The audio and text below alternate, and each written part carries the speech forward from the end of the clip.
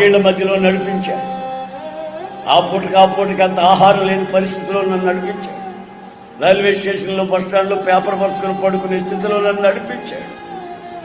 ఒంటి మీద బట్టలు ఉతుక్కొని కట్టుకొని ప్రార్థన మందిరానికి పోయేంత స్థితిలో ఆ నదిలో ఉతుక్కొని సబ్బు లేకపోతే అక్కడ ఉతుక్కున్న వాళ్ళందరూ పడేసి ఉంటారు ఇంత మొక్కలు, అవన్నీ తీసి ఎంత ముద్ద చేసి నా బట్టలు ఉతుక్కొని శుభ్రంగాను ఆరబెట్టి ధరించి అప్పుడు మీటింగ్లో పోయి వాక్యం చెప్పిన స్థితి నాకు తెలుసు.